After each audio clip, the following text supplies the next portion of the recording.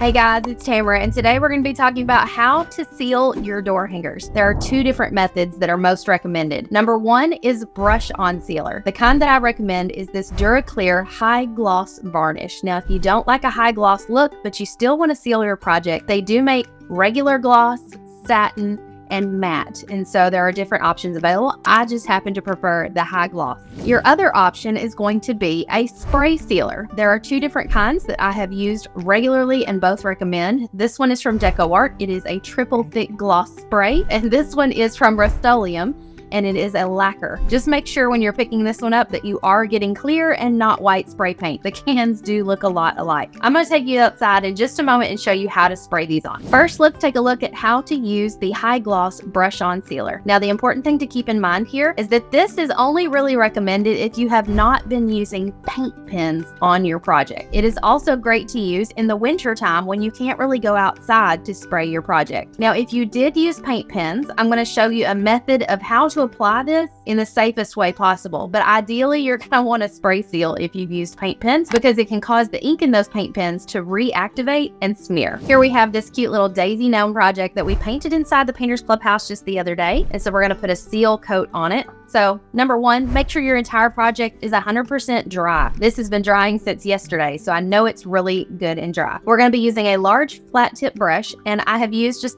this little ice cube tray to put my sealer in a little pocket of it. Sometimes you will see people squirt the sealer onto their project and then spread it out. That always ends in disaster for me. Either I use way too much or not enough, or it causes it to be too thick in areas. It always works best if I put my sealer in a little container or on a paper plate and then just start to spread it. So you can just start right in the middle of your project and just work your way outward. You're going to do long brush strokes. It's going to take quite a bit of this to cover the entire project. And the thing to keep in mind if you have used paint pens is to apply your paint in thin strokes without a lot on your brush. Try not to go over the same area more than a couple of times and try to just keep your brush strokes going all in the same area. Do not do like this if you've used paint pens. It will cause that paint to reactivate. I did not use paint pens on this project, so I am fine to do the back and forth motion. But if you did use them, keep your brush moving in the same direction and just keep re-dipping in that sealer and try not to go over the same area again and again. I'm just going to continue to work around my project, look for dry spots. When I use the matte paint, it's easy to see where I have put the sealer and where I haven't. If you use gloss paints, you're going to want to start on one side of your project and work your way across so that you know you covered everything well.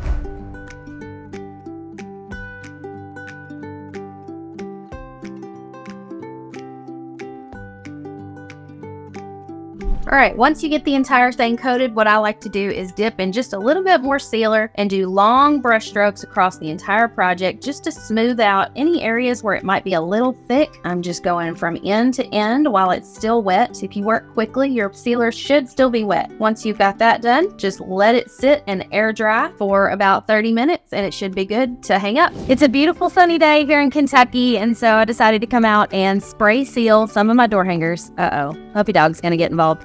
Get off me. You're going to get me all dirty. So before you go to spray seal anything, you're going to want to make sure and shake it up really good. I'm using the Rust-Oleum lacquer. I was going to use up the rest of this pan. And you're going to want to make sure that you can't, there's no debris that can get on your door hanger because it will stick to the sealer. Ideally, I like to spray these where they're kind of in a propped up because it will make your spray can last a little longer, but I didn't have a good spot to film in out here. Still don't, with the dog involved. But you're going to want to make sure to hold above about 10 to 12 inches above your project and do sweeping motions back and forth in a couple of different directions to get a good coverage. So once you're good and shake it up, start to spray nice and evenly, making sure not to be really erratic. We're not moving our hands quickly. We're doing a slow sweeping motion. Once I've gone one direction this way, I'm going to repeat and go the opposite direction.